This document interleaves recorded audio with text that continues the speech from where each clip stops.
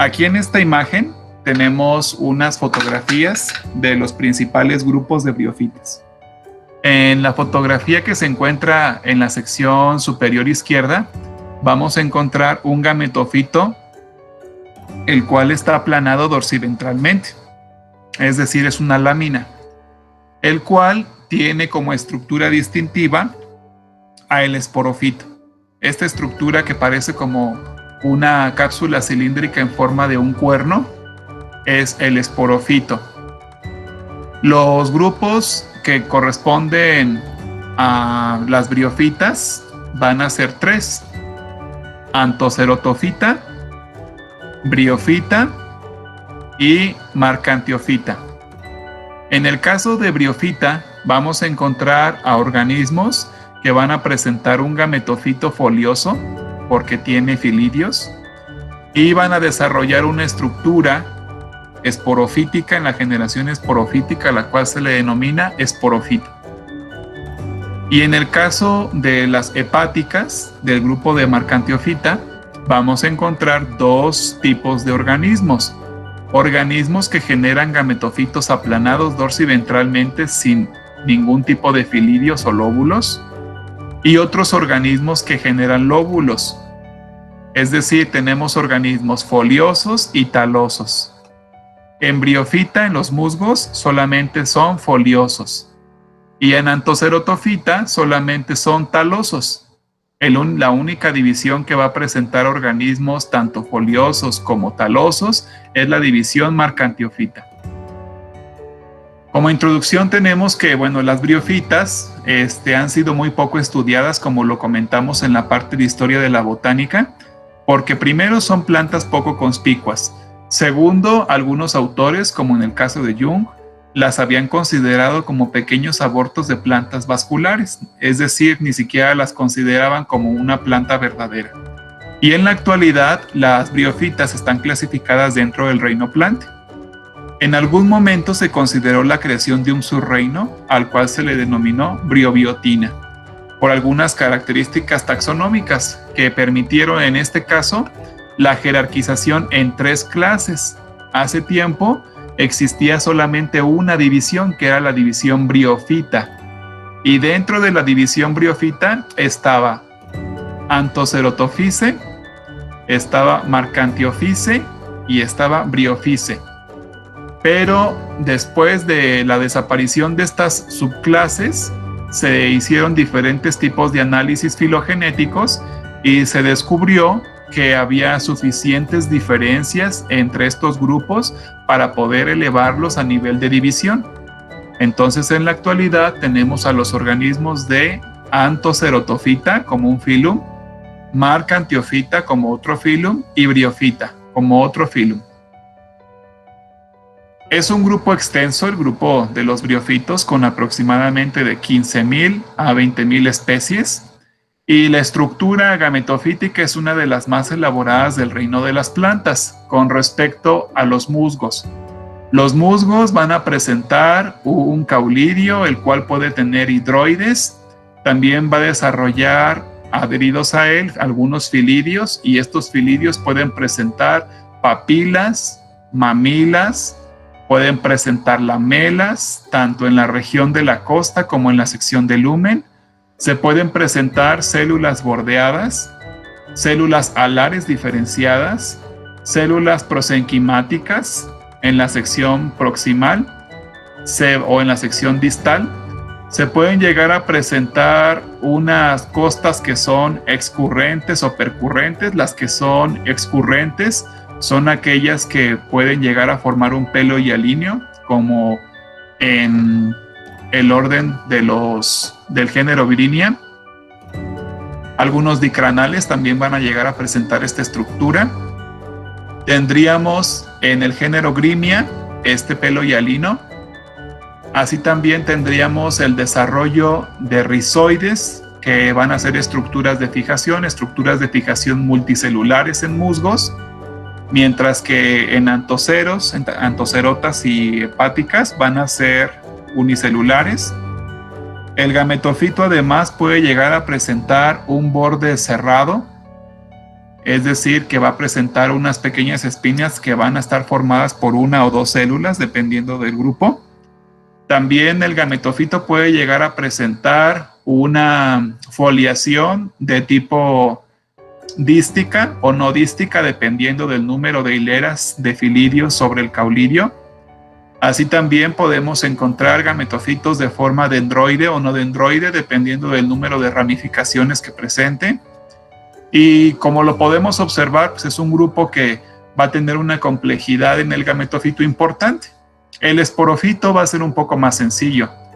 En el caso de las plantas que se consideran ya como vasculares, a las traqueofitas, vamos a encontrar que el gametofito es una estructura muy sencilla, que en el momento evolutivo, en el orden, en la ontogenia de todas las plantas, va perdiendo su complejidad morfológica hasta llegar en las angiospermas a hacer una reducción a una estructura que desarrolla un tubo polínico, a una estructura que se va a encontrar dentro de un grano de polen. A eso se va a reducir el gametofito masculino, y en el caso del gametofito femenino, a un saco embrionario que tiene un óvulo. Es decir, la reducción y especialización del gametofito llega a ser tal que pareciera que llegaran a ser estructuras totalmente diferentes a los que en algún momento fueron los gametofitos de los briofitos. Las briofitas se van a separar de todos los protistas por la presencia de estructuras de reproducción multicelular, las cuales están protegidas. Y además se van a separar por diferentes características que vamos a ver a continuación. ¿Cuáles son las características generales de todos los briofitos? Es decir, incluyendo musgos, antocerotas y hepáticas. Con respecto al movimiento, los talos no presentan movimiento, es decir, tenemos que el movimiento o los flagelos se presentarían solamente en el gameto masculino. El gameto femenino es inmóvil, por lo tanto los ciclos serán de tipo heterogamia-porogamia. Y en el caso del cuerpo vegetativo, en ningún momento va a presentar estructuras móviles. Las células reproductoras van a ser flageladas y el tipo de singamia va a ser heterogamia-porogamia, como lo hemos comentado. Los flagelos que presenten estas células sexuales van a ser dos, los cuales se van a disponer de forma apical, serán acrocontos y son iguales en su forma y función, por lo tanto será isocontos.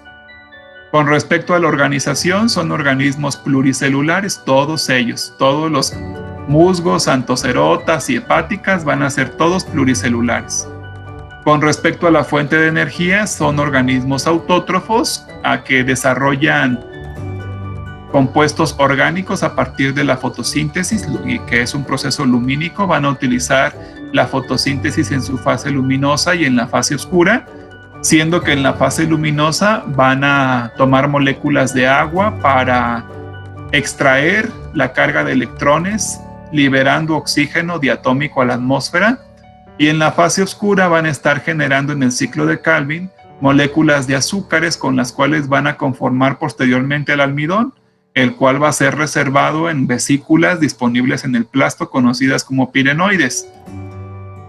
Con respecto a los pigmentos, tendríamos la presencia de clorofila A, clorofila B, la presencia de xantófilas y carotenoides, así como flavonoides.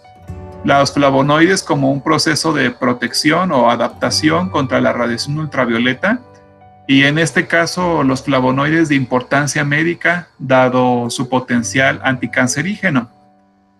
Con respecto a las sustancias de reserva, como lo hemos comentado, la sustancia de reserva será almidón verdadero, y su pared celular va a estar conformada de celulosa principalmente, además de algunos azúcares como mananos y gilanos.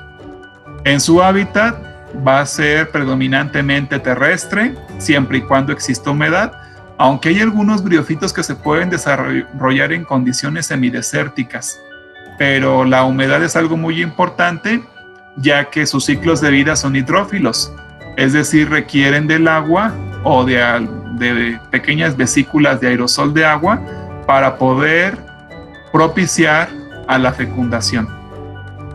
En el caso de las plantitas que pueden ser acuáticas, el 5% de la diversidad de briofitos está registrado como briofitos acuáticos.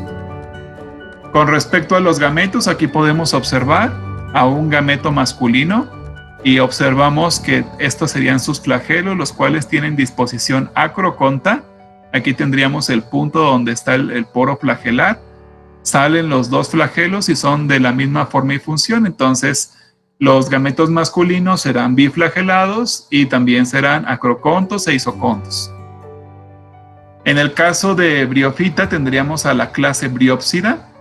La clase briópsida es de las más diversas dentro de este grupo, que alberga a diferentes organismos foliosos con presencia de filidios, caulidios y el desarrollo de esporofitos acrocárpicos. Algo muy interesante es también el desarrollo del esporófito de forma pleurocárpica, pero algo muy interesante y exclusivo de los organismos de la clase briópsida es la presencia de un peristoma. El peristoma va a ser un anillo de dientes, como lo podemos observar en esta lámina. La seta es la primera estructura que se observa del esporófito. Esto que vemos aquí abajo es el gametofito. Y el gametofito, en este caso, esta es una planta pleurocárpica porque el esporófito le sale de la posición lateral. Esta planta pleurocárpica va a presentar a un arquegonio y este arquegonio va a estar situado también de disposición pleurocárpica aquí. Una vez que el arquegonio, que es el que porta la ovocélula, es fecundado, se forma un pie de fijación que se adhiere al gametofito. Eso, como ustedes lo pueden observar aquí, el esporófito de las briofitas tiene una coloración ligeramente amarilla, marrón, por la presencia de xantófilas, pero no es fotosintético, es decir, no tiene plastos. Y al no tener cromoplastos con clorofila A, entonces su alimentación va a depender directamente del gametofito. Por lo tanto, esta estructura es una estructura parásita.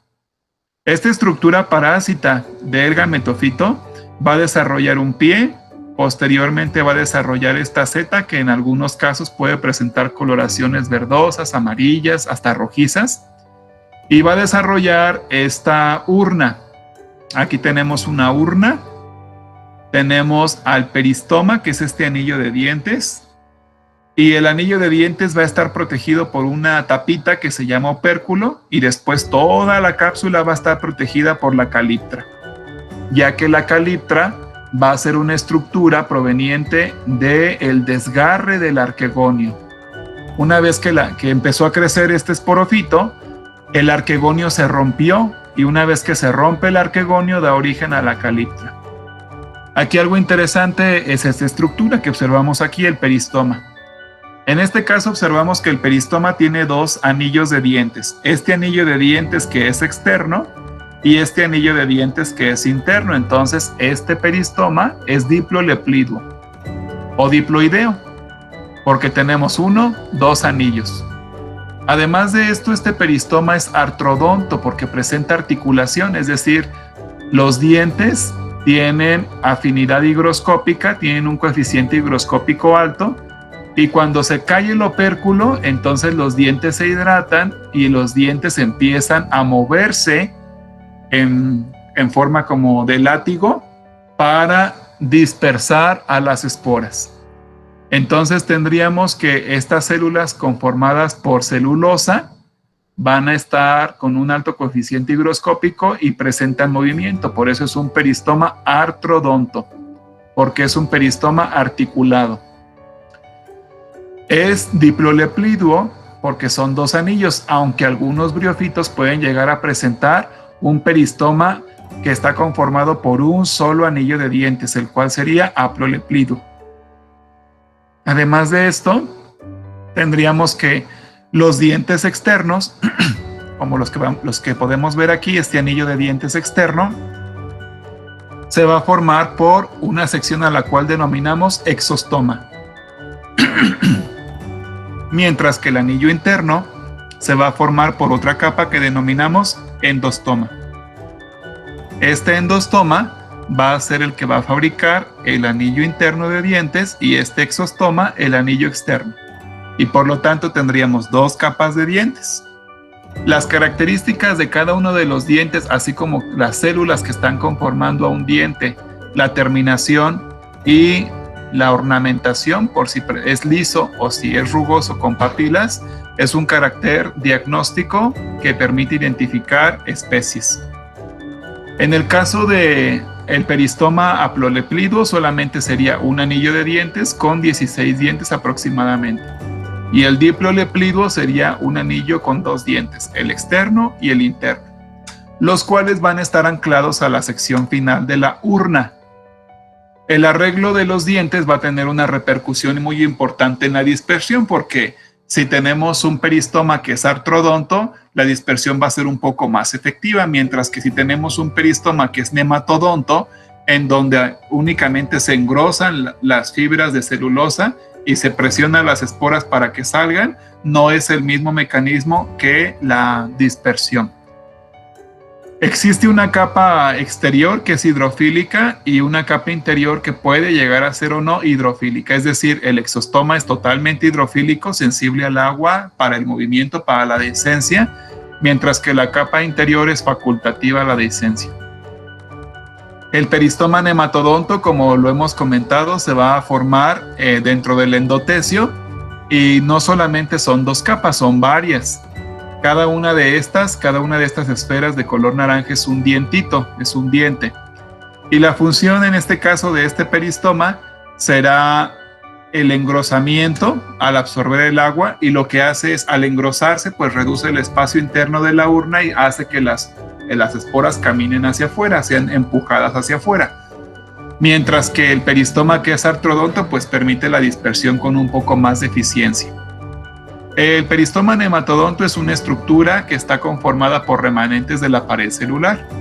Cada diente que observamos de este peristoma es un conjunto de cilindros cortos, es decir, cada dientecito es un cilindro, el cual pues va a estar formado por paredes celulares que son anticlinares y perinclinares. Las briofitas de todos los grupos, tanto musgos, antocerotas como hepáticas, van a tener la posibilidad de formar esporas por meiosis en el esporofito. Los esporofitos van a ser un poco diferentes, porque en el caso de los musgos vamos a encontrar este esporofito con seta, con cápsula conformada por la urna, el tejido esporígeno, el peristoma, el opérculo y la caliptra. Mientras que en el caso de los antocerotas va a ser una sola cápsula cilíndrica, la cual tiene una dehiscencia por 2 valvas con una columnela interna. Mientras que el esporofito de las hepáticas va a ser un esporofito microscópico que se va a quedar parásito del arquegonióforo. Entonces, a pesar de las diferencias estructurales de los esporofitos, o en el caso de las hepáticas foliosas, donde tenemos un esporofito con una seta hialina y una cápsula que no tiene peristoma, que es globosa y que se abre por una dehiscencia en explosión en 4 valvas, que suenan como pequeños disparos. Entonces, independientemente del tipo de esporofito que presente cada grupo, se van a desarrollar esporas como la primer célula de la generación gametofítica, las cuales van a ser un mecanismo de reproducción asexual. Y entonces esta espora va a desarrollar a una estructura filamentosa en el caso de los organismos foliosos, que se va a llamar protonema filamentoso, o una estructura talosa que se va a desarrollar en organismos talosos, la cual se va a conocer como protonema taloso. Las esporas se van a generar por meiosis en el esporofito. En la clase briópsida, las esporas van a germinar y van a generar un protonema que es filamentoso, mientras que en la clase marcantiópsida vamos a encontrar a un protonema taloso, así como en la clase antocerotópsida. Este protonema va a generar gametóforos en la sección del caulonema, es decir, el protonema tiene 2 partes. Una va a ser el cloronema y otro va a ser el caulonema. El cloronema, como lo podemos ver aquí, va a ser una región fotosintética altamente integrada por plastos, en este caso por cloroplastos, y el caulonema va a ser una región que tiene muy pocos plastos, de la cual se van principalmente a generar estructuras de soporte, estructuras de adherencia como el rizoide. El gametofito puede llegarse a presentar primero, cuando en su estado juvenil, como un protonema, o ya cuando es en su estado adulto con un talo completamente constituido. Va a presentar algunos filamentos celulares a manera de hidroides en el centro del caulidio, los cuales en el caso de la estructura de la costa, de las células de la costa, también pueden estar presentes. Aunque algunos talos no van a presentar hidroides, es decir, los hidroides pueden llegar a ser facultativos dependiendo de las especies. Algunos los pueden presentar, otros no. Y además es muy importante hacer notar que la presencia de estos hidroides no tiene una relación vascular, es decir, no se conducen agua y nutrientes por estas estructuras celulares, simplemente son células que permiten el almacenamiento de agua. Algunos gametofitos, aquí podemos ver a las células de lumen, una sola capa. Este corte es un corte transversal de uno de estos filidios y podemos observar que de esta región hasta esta región es esta capa de aquí. De esta región hasta esta región es esta capa de aquí. Y la parte central que se ve un poquito más gruesa es este engrosamiento al cual denominamos costa. Y entonces, como podemos ver aquí, esta costa está forjada o está constituida por hidroides también, que son estas celulitas que se encuentran aquí. Estas células van a ser denominadas hidroides. Algunos gametofitos, en el caso de los musgos, como les había comentado al inicio, pueden ser dísticos o no dísticos. Dísticos significa que el gametofito va a presentar 1, 2 filidios, nada más. 1, 2 filidios. Es decir, la ramificación se da en un solo plano. Mientras que las plantas que son no dísticas van a presentar filidios en todo alrededor del caulidio. En este caso podemos observar el desarrollo de la costa, que es este engrosamiento de células en el centro del filidio. Aquí algo interesante que también podemos observar es que estas son las células de lumen que tienen una constitución morfológica, pero las células de la orilla tienen otra forma. Por lo tanto, en este caso, este margen presenta células bordeadas, porque son diferentes a las células de lumen. Aquí también podemos observar que las células de lumen son diferentes a las células del borde. Por lo tanto, en el caso de este carácter taxonómico, se diría que este filidio tiene células bordeadas. Porque si les preguntan filidio con células bordeadas o filidio con borde, estaríamos refiriéndonos a una diferenciación morfológica del lumen contra el margen. Pero también puede ser que el filidio no sea bordeado, es decir, que no exista diferenciación entre las células de lumen con las de el margen y sean todo exactamente igual. A ver si ahorita encontramos algún ejemplo. Tendríamos entonces la presencia de hidroides, que son todas estas pequeñas vesículas que se encuentran al centro del gametofito y que después también las podríamos llegar a encontrar en la costa. Los leptoides y las células corticales, las células que conforman al córtex. Entre los tejidos conductores, pues como lo habíamos comentado, no tenemos precisamente un tejido conductor como el xilema o como el floema, por lo tanto esos organismos no son traqueofitos, pero podemos presentar células. Hidroides, leptoides y estereidas. Los hidroides van a ser pequeñas celulitas que se van a encontrar al centro del gametofito, las cuales van a almacenar principalmente agua y estas células pues no son lignificadas. Tendríamos los leptoides, que son muy parecidos a los elementos cribosos, que serían estas células grandes que observamos aquí, las cuales en algún momento estarían dándole sostén a los hidroides, y las estereidas, que son células de soporte, son células vivas, alargadas, que se sitúan entre los hidroides. Van a presentar algunas paredes muy engrosadas, las cuales van a dar resistencia al gametofito. En el caso del gametofito, que sería esta estructura de aquí hasta aquí, es decir, desde el rizoide hasta donde terminan los filidios, el gametofito va a ser una parte del ciclo de vida de estos briofitos, es una fase, mientras que el esporofito es otra fase. Entonces, este ciclo es un ciclo difásico, ya que tenemos 2 generaciones y alternancia de generaciones entre estas. Tenemos la generación gametofítica y la generación esporofítica. En este caso podríamos encontrar que el gametofito recibe algunos nombres dependiendo de dónde se encuentren las estructuras femeninas que dieron origen a los esporofitos. Por ejemplo, si el arquegonio se encontraba en la sección apical de este gametofito, pues el esporofito también se va a encontrar en el mismo sitio, ya que recordemos que una vez que el arquegonio es fecundado, entonces el arquegonio va a desarrollar al esporofito, porque la ovocélula que resguarda el arquegonio, al ser fecundada, se va a transformar en el cigoto, el cual va a generar un pie de fijación y posteriormente va a formar la seta y después la cápsula. Es algo interesante en este grupo que en su proceso ontogénico de la formación del esporofito, primero tenemos el desarrollo de la seta y después tenemos la formación de la cápsula.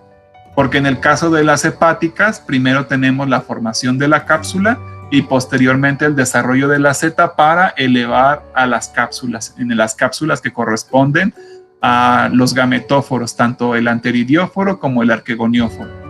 Y en el caso de los anthocerotas, el desarrollo de la cápsula se va a dar sin la presencia de una seta, porque todo lo que es el esporofito es una cápsula muy grande. Entonces, si las estructuras sexuales femeninas se sitúan en la parte apical y por ende de ahí salen los esporofitos, las plantas se van a denominar acrocárpicas. Si tenemos que las estructuras de reproducción femeninas se encuentran en la sección lateral de las plantas, entonces el esporofito crecerá de manera lateral, como lo podemos observar aquí, y sería un esporofito pleurocárpico. Pero si las estructuras salen de la punta de ramillas secundarias del gametofito, entonces será una planta cladocárpica. La mayoría de las claves van a manejar el concepto de acrocárpico y pleurocárpico. Muy pocas se van a meter a los tipos de esporofito que pueden llegar a desarrollar los musgos, ya sea ortotrópico, plagiotrópico, pseudocladocárpico, como lo vamos a ver en algún momento. Los esporofitos que son ortotrópicos los vamos a diferenciar porque tienen un desarrollo acrocárpico terminal o pleurocárpico lateral, mientras que los esporofitos que son plagiotrópicos los vamos a encontrar con una terminación pseudopleurocárpico, es decir, se encuentra en la orilla pero también inclinado hacia la sección apical, y pleurocárpico, el cual va a ser de desarrollo lateral en alguna ramilla secundaria. Y entonces tendríamos que existe el concepto de cladocárpico, que se parecería mucho a un esporofito acrocárpico, pero de una ramilla secundaria. De aquí tendríamos que las estructuras sexuales van a estar protegidas por hojas modificadas, a las cuales vamos a denominar perigonio y periquesio. En el caso del perigonio, van a ser filidios que van a estar rodeando al arquegonio, al anteridio. Y en el caso del periquesio, van a ser filidios que van a estar rodeando al arquegonio. Es decir, los filidios modificados de la sección apical de la planta van a estar protegiendo a estas estructuras gametangiales, mientras que el nombre que recibirían todas las estructuras que generen protección será involucro. Por lo tanto, muchas veces en las claves nos preguntarán que cuál es el tipo de involucro, que si las hojas periquiciales van a tener cierta estructura morfológica con respecto a los filidios que no son periqueciales. También nos va a indicar, en el caso de la ubicación de las estructuras sexuales, cuando presentan maduración, la coloración de las hojas periqueciales, porque cuando en este caso el arquegonio y los anteridios se encuentran maduros con actividad sexualmente, Entonces tendríamos que las hojas periqueciales o las hojas perigoniales van a estar modificadas con una coloración un tanto diferente a los filidios que son únicamente vegetativos. Con respecto a las partes del gametofito, por ejemplo, en esta imagen podemos observar a los filidios de un musgo y aquí observamos a la modificación de las hojas del periquecio, donde este periquecio estaría protegiendo dentro de esas estructuras a los arquegonios, presentando unas coloraciones marrones a rojizas.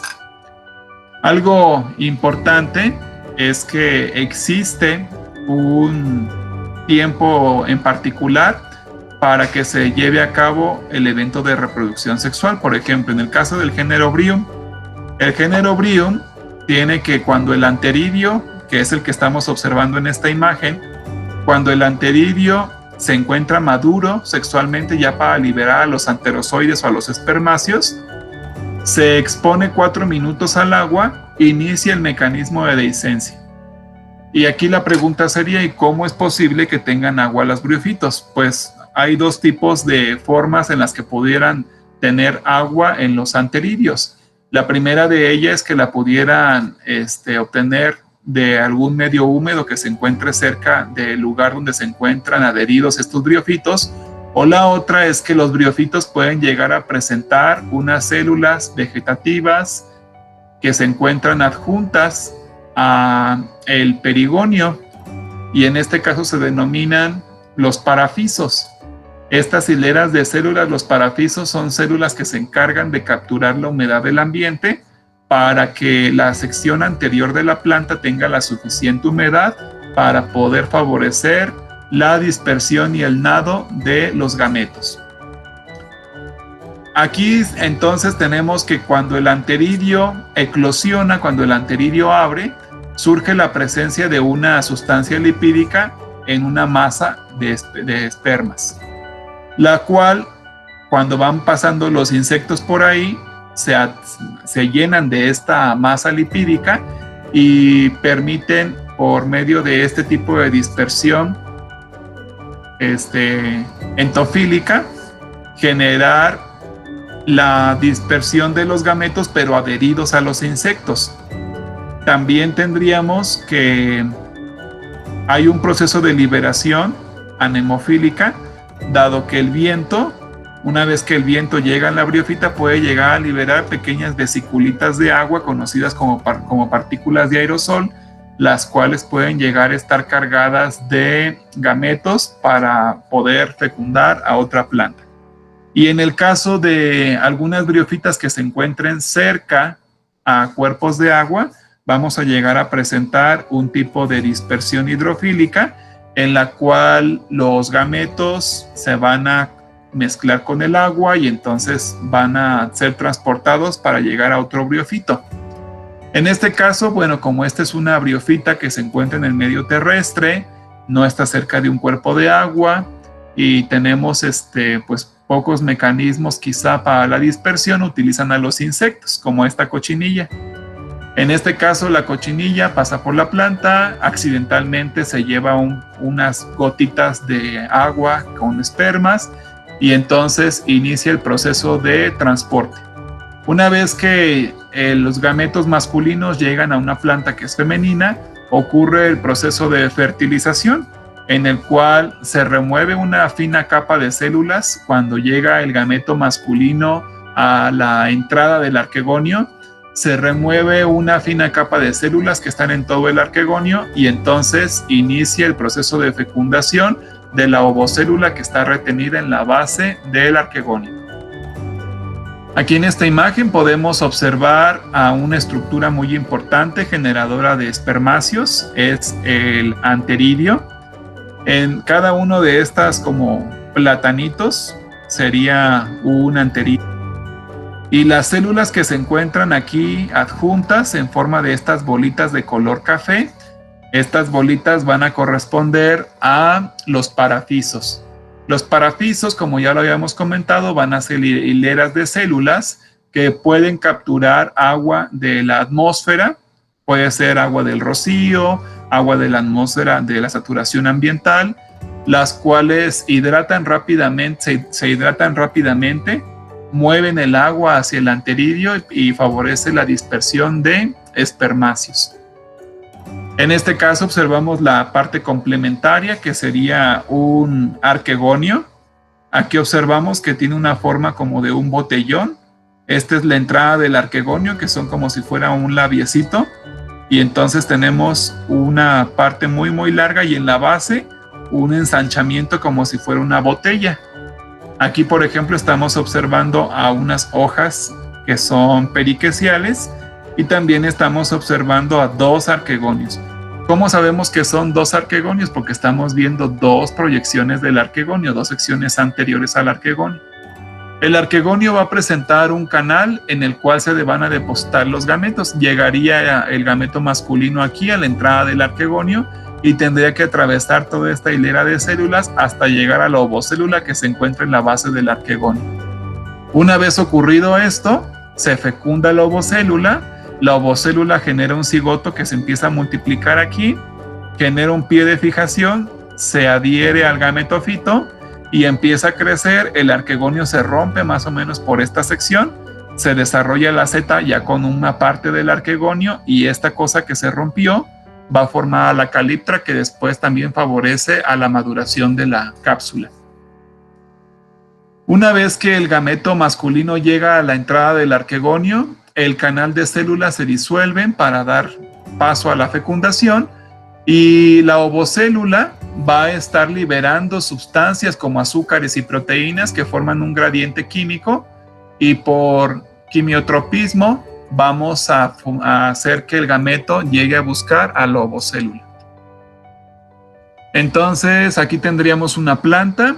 Esta planta es una planta masculina, la cual en la sección anterior va a presentar a estos anteridios rodeados por parafisos, los cuales en el microscopio de transmisión podemos observar cómo están adheridos al gametofito, la envoltura del anteridio y adentro todos los anterozoides o espermáceos. También observamos al arquegonio. Aquí tenemos 1, 2, 3, 4, 5, 6, al menos 6 arquegonios dispuestos en la parte anterior de este gametofito. Y algo muy importante es que algunas especies, la mayoría de ellas, solamente permiten que se fecunde un arquegonio. Entonces solamente tienen un esporofito por planta. Sin embargo, hay algunas especies que permiten la fecundación de 3, 4, hasta 5 arquegonios. Entonces van a llegar a presentar varios esporofitos sobre el gametofito. Es un carácter importante para definir algunos géneros. De aquí entonces tendríamos que en una fotografía en microscopio de transmisión tendríamos al arquegonio, aquí tendríamos a la ovocélula y aquí se encuentra un espermáceo. Este proceso sería la singamia, cuando este espermáceo llegue a esta ovocélula y se vayan a fusionar, entonces tendría lugar la singamia. Y como vemos por aquí, el canal sigue abierto. Han estado entrando otros espermáceos. Aquí hay otro espermáceo que también está entrando. Muy bien. ¿Cómo se desarrolla la generación espórica? La generación espórica inicia con el cigoto. El cigoto, recuerden que es la carga diploide con respecto a la dotación cromosómica. Y el cigoto por mitosis se va a desarrollar, va a crecer en un esporofito. Por lo tanto, el cigoto es la primer célula de la generación esporofítica. Una vez que llegó el espermáceo, se juntó con la ovocélula y fecundaron a la ovocélula, en este caso por la singamia, surge el cigoto. El cigoto va a tener una división transversal en la cual va a formar diversas capas. Tiene que formar al endotecio, al exotecio. Primero tendrá que formar a la estructura del pie de fijación para adherirse al gametofito y posteriormente dar origen a la seta y después al tejido esporígeno y demás estructuras. Entonces, el cigoto, que es diploide, se va a multiplicar por mitosis para dar origen al esporofito. Como lo podemos ver aquí se encuentra todavía la ovocélula. Aquí el conducto del arquegonio se encuentra todavía tapado, no ha llegado el espermacio, pero cuando llegue el espermacio se van a disolver estas células del arquegonio y va a poder entrar. Aquí tendríamos el cigoto. Esto ya no es la ovocélula, ya es el cigoto. ¿Cómo sabemos que ya es el cigoto? Porque este cigoto ya empieza a desarrollar esta seta y también ya desarrolló al pie de fijación. ¿Cuál es el pie de fijación? Esta sección que está como regordeta es el pie de fijación que quedó dentro del gametofito adherido para que no se desprendiera el esporofito, como lo podemos ver aquí. Aquí está el gametofito, este pie de fijación quedó dentro del gametofito y está sosteniendo en este caso a la seta y también está absorbiendo nutrientes y material útil para la maduración de la seta, la fabricación de la cápsula y la maduración posteriormente de las esporas generadas por el tejido esporígeno. Una vez que este cigoto empieza a desarrollar la seta, entonces rompe al arquegonio, como lo podemos ver aquí. Aquí el arquegonio se rompió, se rasgó, y al rasgarse, entonces surge la caliptra, que va a ser la capa que va a permitir la maduración de esporas, el óptimo desarrollo de la cápsula, y también va a proteger contra la radiación ultravioleta a las esporas que se encuentran dentro de esta cápsula. El esporofito va a permanecer adherido al gametofito por un pie, como lo podemos observar aquí. Se va a desarrollar la seta y posteriormente se va a desarrollar la cápsula para dar origen a esporas por meiosis. Observando estas estructuras tendríamos, este es el gametofito, es una planta acrocárpica. Sabemos que es acrocárpico porque las estructuras sexuales femeninas están en la punta. Si este arquegonio estuviera en la sección lateral sería pleurocárpica. Y entonces aquí le va a salir el esporofito terminal, que sería acrocárpico, ya que el arquegonio está en la sección terminal, pero si el arquegonio estuviera en la sección lateral, saldría un esporofito que es pleurocárpico. Observamos en este caso al espermacio o anterozoide. Aquí observamos al anteridio. En este caso el anteridio también se va a encontrar en otra planta en la sección apical, si es acrocárpica, o en la porción lateral si es pleurocárpica. El anteridio se encarga de producir a los anterozoides o al espermacio. El espermacio va a viajar a la parte terminal de la planta, va a entrar al arquegonio, va a fecundar a la ovocélula que se encuentra aquí. La ovocélula tiene una sección transversal, empieza a dividirse, forma el pie de fijación, se forma el endotecio, el exotecio y posteriormente se desarrolla la seta, que al final va a desarrollar a esta cápsula que va a madurar con el tejido esporígeno.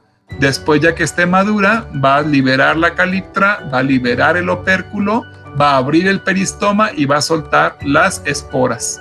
Y la espora va a llegar a un sustrato para liberar una estructura que se conoce como protonema filamentoso o protonema taloso, dependiendo del grupo de briofito. Filamentoso en musgos y hepáticas foliosas, y taloso en antocerotas y en hepáticas talosas. Y entonces tendríamos el desarrollo a través del gametofito y se cerraría el ciclo.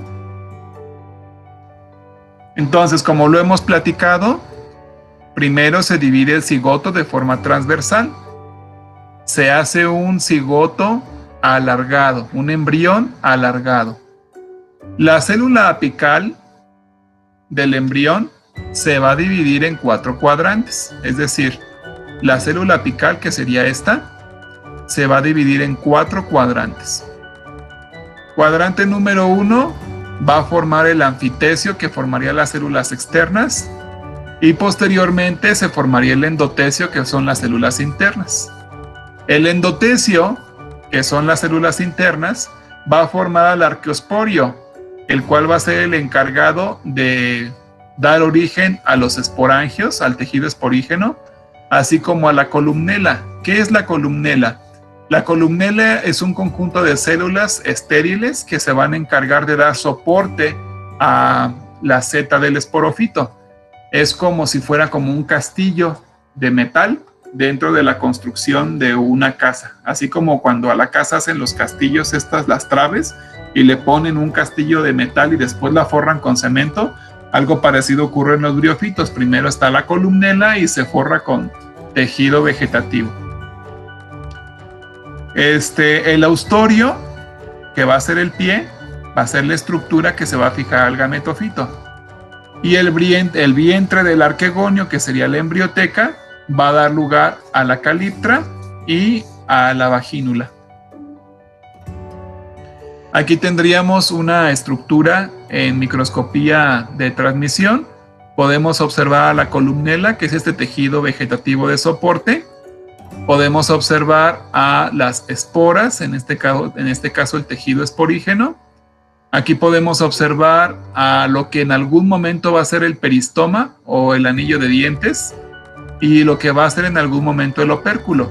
En este caso, esta cápsula todavía no está madura.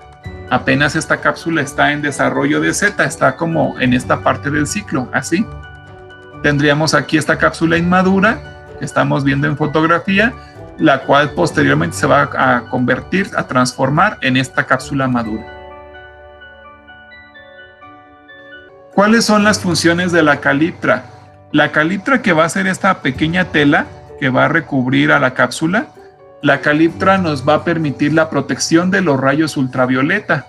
Gracias a la caliptra se van a proteger a las esporas de la radiación ultravioleta, y se va también a permitir el desarrollo adecuado de las esporas para que no generen mutaciones. Protege también a la cápsula de los daños ambientales que se puedan presenciar, como un exceso en la hidratación, un exceso o falta de agua, también variaciones importantes de temperatura, las cuales en algún momento pudieran generar alguna cápsula de tipo disfuncional. Gracias a la caliptra, estas cápsulas son funcionales y liberan esporas viables. ¿Cuáles son las estructuras de la cápsula? Tendríamos a la urna, que es esta estructura de aquí que contiene el tejido esporígeno. Tendríamos a el peristoma, que en este caso es un peristoma diplolepliduo, porque tendríamos un anillo de dientes externo del exostoma y un anillo de dientes interno del endostoma. Tendríamos al opérculo, que sería este tapón que se observa aquí, de color un verde un poquito más intenso, y a la caliptra, que es este conjunto de células vegetativas fibrosas que van a estar protegiendo a la cápsula. También tendríamos a la seta como estructura del esporofito. La cápsula nada más sería urna, peristoma, opérculo, caliptra, y obviamente el tejido esporígeno que está dentro de la urna. Pero ya para completar al esporofito nos haría falta la seta y el austorio, que sería el pie. ¿Cómo es el ciclo de vida de un briófito? Ya como lo habíamos visto en otras clases anteriores, en este caso tendremos que, para analizar un ciclo de vida, tenemos que identificar cuáles son las células que sufren singamia. Aquí estamos viendo flechas correctas, una división. Y después tendríamos, en este caso, una fusión. Las células que se pueden fusionar solamente son exclusivamente gametos. Entonces, en este caso observamos a células masculinas y aquí observamos a células femeninas. Por lo tanto, como aquí ocurre la fusión entre esta estructura y esta estructura, tendríamos que esto es el gameto femenino, estos son los gametangios que dan a los gametos masculinos, y por lo tanto el proceso de fertilización, fecundación o singamia nos va a dar como producto al cigoto. El cigoto, en el caso de todos los briófitos, va a desarrollar una estructura a la cual denominamos como el esporofito. El esporofito, cuando esté maduro, va a generar esporas por la cápsula. Y las esporas, una vez que se cae la caliptra, se desprende el opérculo, son liberadas por el peristoma. Y estas esporas fueron formadas en el tejido esporígeno por meiosis. ¿Cómo sabemos que fue por meiosis? porque si recordamos en los ciclos de vida que presentan esporofito, el esporofito es diploide y el gametofito es haploide. Por lo tanto, al ser el gametofito haploide, las esporas también tendrán que ser haploides, porque las esporas son la primera etapa para dar paso al gametofito. Entonces, como las esporas son haploides y el esporofito es diploide, en ese punto ocurrió la singamia. La meiosis. Al ocurrir la meiosis en esta parte, entonces el tipo de meiosis de este ciclo es espórico, ya que la meiosis tuvo lugar en el esporofito. Con respecto a la fase dominante, el esporofito es diploide, el gametofito es haploide, entonces el ciclo es haplodiplóntico. En cuanto a la morfología del talo, el gametofito, que es este caulidio con rizoide y con filidios, no se parece a este esporofito que tiene una seta, una cápsula y estructuras de la cápsula. Por lo tanto, la morfología del talo es heteromórfico. Con base en el origen de los gametos, aquí estamos observando que en este caso se menciona que ambas estructuras salen de la porción anterior, pero lo que es comúnmente correcto es que exista un talo masculino y un talo femenino. Si nos apegamos a lo que dice este esquema, entonces tendríamos a un ciclo de tipo heterotálico, pensando en que esta estructura fuera una planta y que esta estructura fuera otra planta. Sería heterotálico. También hay que considerar en los esquemas de los ciclos que algunos organismos están fusionados por el pie, están fusionados por la estructura de adherencia, por la estructura de fijación. Entonces pueden llegar a presentar un crecimiento simpódico. Y en este caso, aunque parezca que son dos plantas diferentes, es el mismo organismo porque vino de la misma espora. Por eso es importante revisar esta parte del ciclo. Con respecto al tipo de singamia, el espermacio es pequeño y móvil, la ovocélula es grande e inmóvil, entonces es heterogamia, y como la célula femenina es inmóvil, entonces sería heterogamia por ogamia. Aquí podemos observar otro ciclo de vida, pero en este caso sí están ejemplificadas claramente dos plantas independientes, y entonces observaríamos que el gametofito femenino a través del arquegonio da a la ovocélula. El gametofito masculino a través del anteridio da al espermacio. El espermacio y la ovocélula se fusionan por singamia o fecundación o fertilización y dan como producto al cigoto.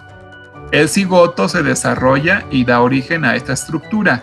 Aquí está lo que les comentaba anteriormente. En este caso, hubo una fecundación de diferentes arquegonios y tenemos un gametofito con 3 esporofitos acrocárpicos. Aquí tendríamos 3 esporofitos y cada uno de los esporofitos en sus cápsulas va a tener en el tejido esporígeno la presencia de meiosis, y por meiosis se van a generar esporas meióticas, las cuales van a desarrollar un protonema filamentoso, y este protonema filamentoso, que es un gametofito juvenil, va a desarrollar de nuevo a los gametofitos y se cierra el ciclo. Entonces, tipo de meiosis: si hay esporofito, el esporofito es diploide y el gametofito es haploide. Entonces, la meiosis ocurriría en el esporofito. Tipo de meiosis: espórica. Fase dominante: como el esporofito es diploide y el gametofito es haploide, es haplodiplóntico. Morfología del talo: el gametofito que tiene filidios y caulidio no se parece a este esporofito que tiene seta y cápsula, por lo tanto es heteromórfico. Origen de los gametos: una planta, un talo femenino, un talo masculino, entonces es heterotálico. Tipo de singamia: el gameto masculino es móvil con 2 flagelos, acrocontos e isocontos.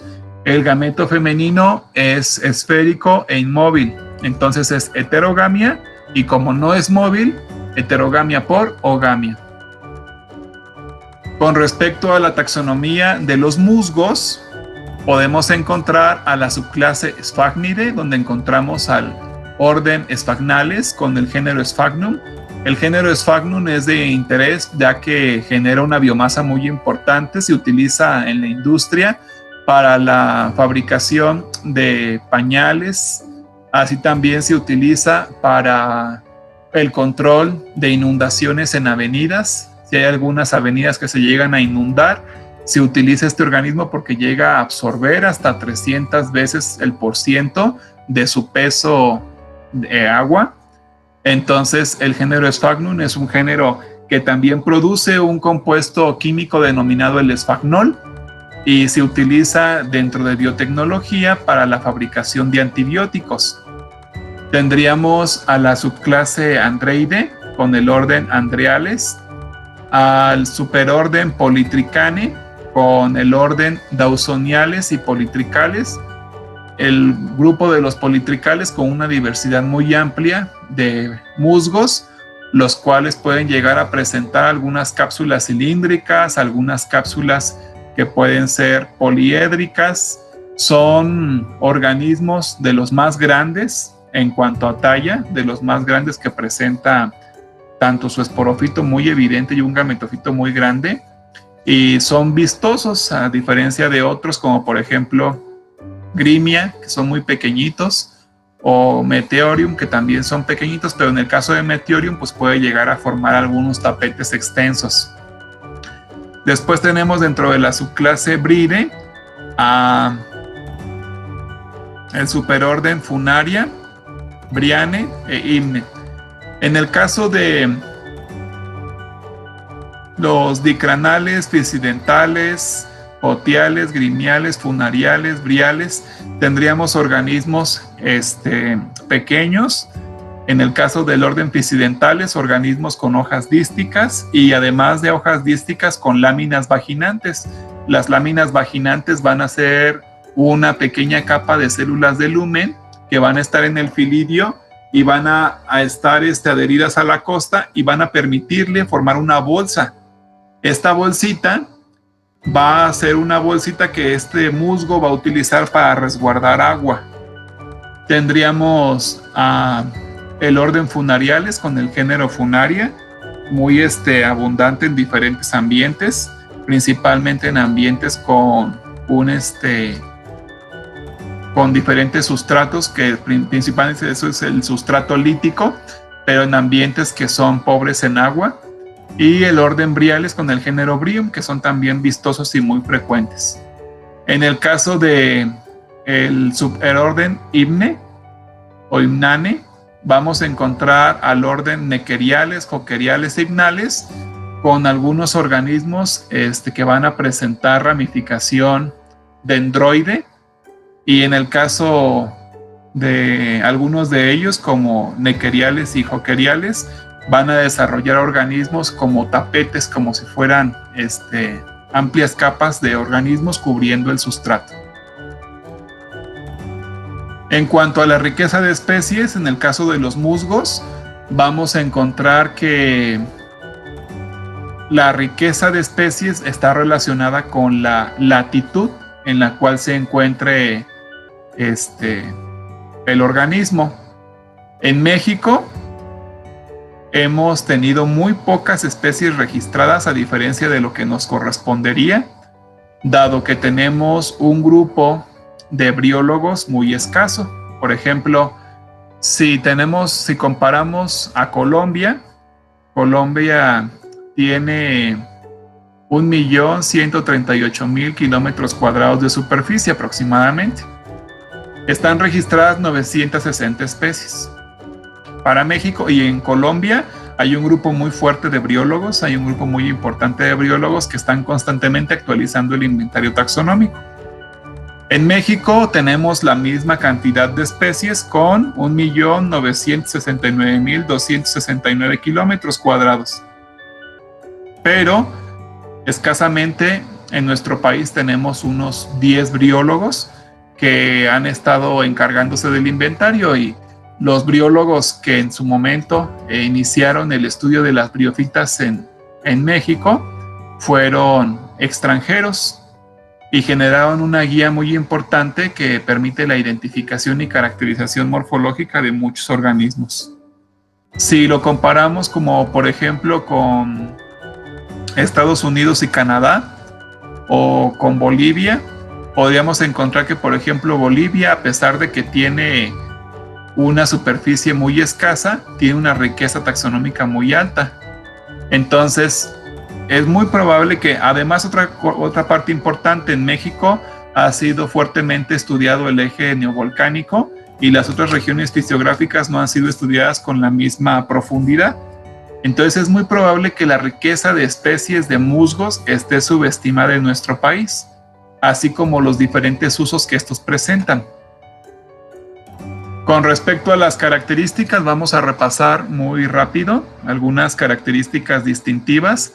Entre ellas tenemos musgos acrocárpicos, son aquellos que presentan sus estructuras sexuales femeninas en la parte terminal del gametofito. ¿Y cómo podemos identificarlo aquí? El esporofito sería producto de la fecundación de esta estructura sexual femenina y por lo tanto los esporofitos terminales en la sección apical serán acrocárpicos y los esporofitos laterales serán pleurocárpicos. Hojas dísticas serían hojas con un tipo de ramificación en un plano, es decir, de 2 en 2. Y hojas no dísticas sería un tipo de ramificación de los filidios en el caulidio en diferentes planos. En más de 3 hileras, usualmente la mayoría de las plantas tienen hasta 5 hileras, pero puede variar. Hojas que son dimorfas o no dimorfas serían aquellos filidios, si todos los filidios son iguales en toda la planta, entonces serían no dimorfos. Pero si hay algunos filidios que de una parte del gametofito son diferentes y en otra parte del gametofito son diferentes, entonces son dimorfos. En este caso, bueno, tendríamos aquí una ejemplificación de la lámina vaginante que les comentaba, que llega a formar estas bolsitas de reservorio de agua. Si las costas son escurrentes, van a desarrollar un pelo hialino. Una costa escurrente quiere decir que sale más allá del margen del filidio. Una costa percurrente quiere decir que se queda en el margen del filidio y no sale más allá de él. Entonces, si hay costas excurrentes, se forman pelos hialinos. Si no hay costas escurrentes y son percurrentes, no hay pelo hialino. En el caso del borde, si las células del lumen son iguales desde la costa hasta el margen, entonces no hay borde diferenciado. Son filidios no bordeados. Pero si las células del lumen son diferentes a las del margen, entonces quiere decir que este filidio es un filidio bordeado. Y también podríamos encontrar que este borde puede llegar a presentar una fila de células o más, que es un carácter también taxonómico. Hay algunas especies que pueden llegar a presentar un esporofito y otras que pueden llegar a presentar más de un esporofito. Con respecto a las estructuras de protección, tendríamos que el inducio modificado para proteger al arquegonio se llama periquecio y el inducio modificado para proteger al anteridio se llama perigonio. También tendríamos que existen alguna diferenciación entre las células distales y las células proximales. Las células proximales serían aquellas que se acercan al caulidio y las distales las que se acercan al ápice. Entonces, las células proximales en algunas especies pueden tener formas rectangulares a cuadrangulares. Los filidios van a presentar una sección que se denomina región alar, que es esta región en la base. Esta región alar va a ser una región de inserciones, un conjunto de células que van a abrazar al caulidio para sostenerse del caulidio. Entonces, para poder observar células alares es muy importante que se tome el filidio y que se arranque hacia abajo como si estuviéramos quitándole hojas a una planta de maíz, de arriba hacia abajo, para que las células alares se puedan desprender y las podamos observar. Entonces, las células alares pueden presentar diferenciación morfológica con las células de lumen o no presentar diferenciación morfológica, ser exactamente iguales. Con respecto a la disposición de los filidios, pueden ser filidios alternos o filidios opuestos. Las células distales pueden llegar a ser más alargadas que las células proximales, o en este caso pueden tener las células distales una forma un poco más ovalada que las células proximales, que son caracteres útiles para identificar. El margen puede ser liso, es decir, un margen entero, o puede ser un margen cerrulado que parece como que tiene espinitas. Así también existe toda una nomenclatura para los tipos de filidios, ya que podemos encontrar filidios cóncavos, como en este caso que parece como una barquita, y podemos encontrar filidios de un montón de disposiciones morfológicas. Con respecto a la ramificación, tendríamos una ramificación dendroide y una ramificación no dendroide. Si es una ramificación dendroide, entonces parece como que la briofita se ramifica al igual que un helecho. Hasta 3 veces se puede llegar a ramificar en la misma porción, así como los helechos formando como pequeñas fronditas. Mientras que las ramificaciones no dendroides es solamente una ramificación simple, está el caulidio y se ramifica una vez y ya. Pero en la dendroide está el caulidio, se ramifica una vez, se ramifica 2 veces, se ramifica 3 veces, como formando así como un helecho. Existen hojas curviadas, los tipos de ápices también son importantes, los ápices de los filidios son importantes para identificar tanto géneros como especies. Y la presencia de estas células prosenquimáticas, que son células que parecen como un rompecabezas, estas células prosenquimáticas con estas estructuras extendidas también son importantes para identificación. No todos las van a presentar. Cuando hacemos cortes transversales, observamos a las células de lumen, que son estas células de aquí. Es decir, tenemos el filidio, lo partimos y luego le hacemos un corte de limpieza transversal y luego hacemos otro corte y otro corte y otro corte, y lo que estamos observando es este corte que está aquí. Tenemos una costa simple que no tiene lamelas, una costa que presenta 3 lamelas, 1, 2, 3 lamelas, y estas lamelas van a presentar 1, 2, 3, 4 células para conformar a una lamela. Aquí tenemos algunos filidios pueden llegar a presentar costas dobles, es decir, si esta es una costa simple, hay algunos que pueden presentar costas dobles, que salga una aquí y otra aquí, costas dobles, como en este caso. Este dibujito donde tenemos 2 costas es este corte de aquí. Hay algunos organismos que pueden presentar lamelas, no solamente en la costa, sino también en todo el lumen, como estamos observando aquí, característico del género Pogonatum. Y aquí observamos que cuando la costa sale del margen se convierte en un pelo hialino, por eso se llama costa excurrente. Y cuando la costa llega o no llega al margen, se llama costa no escurrente o costa percurrente. Hay algunas costas que son muy anchas, llegando a ocupar casi 1/3 de la base de todo el filidio. Y hay otras costas que son muy estrechas, entonces es un carácter importante para identificar. En el caso de las costas que presentan 3 células de lumen, 1, 2, 3 capas de células de lumen, nos estaríamos refiriendo a un filidio que presenta lámina vaginante. Estas lamelas que se pueden presentar en la costa o que se pueden presentar en el lumen, al final tienen células que pueden ser redondeadas, periformes, rectas o ligeramente ovaladas. Dependiendo de la forma que tiene la célula terminal de la lamela, también va a ser el grupo de especies. Y en algunos casos, las células marginales están divididas en 2. Entonces, en vez de terminar en una célula terminal, valga la redundancia, terminan en 2. Hay también otro carácter. Las costas pueden ser rectas o pueden presentar ligera curvación dentro del filidio, formando costas que son sinuosas. Las células que presentan las células de lumen, las células que presenta la sección de lumen del filidio pueden llegar a presentar algunas ornamentaciones, algunos engrosamientos de la pared celular, los cuales pueden llegar a formar estos pequeños gránulos a los cuales se les denomina papilas. Y las papilas pueden ser papilas percurrentes, papilas ovaladas o papilas cónicas, dependiendo de los grupos de especies.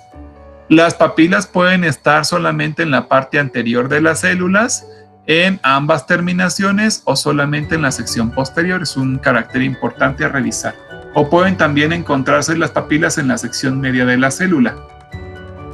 En caso de que no se presenten las papilas, se pueden llegar a presentar otras proyecciones en las células denominadas mamilas, que son pequeñitas protuberancias que están en la misma célula, como lo podemos ver aquí.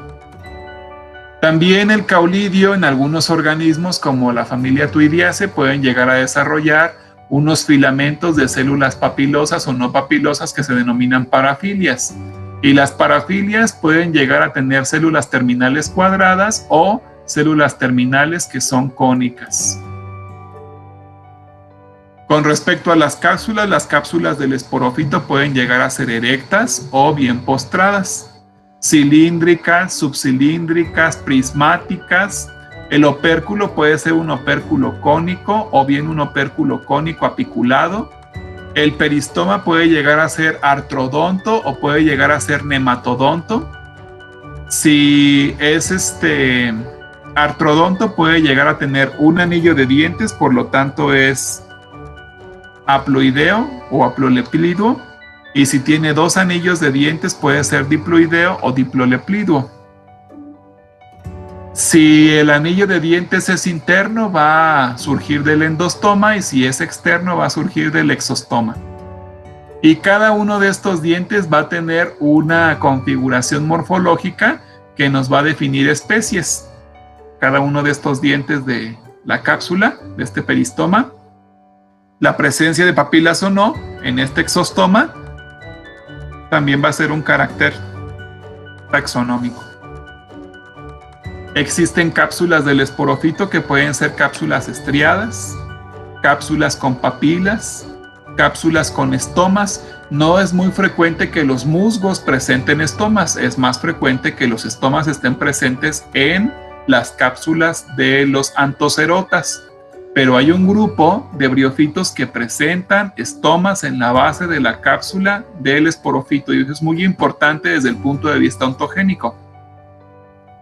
Los ápices de los filidios, como lo observamos, van a ser un poquito diversos, los tipos de costas también, así como el arreglo de los filidios sobre el caulidio también. Es un carácter importante para revisar.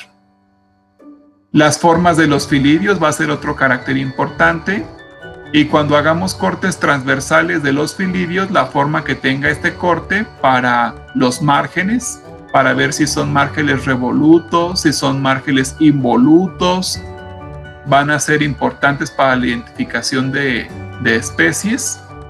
Y como lo vimos ya, las formas de los filidios.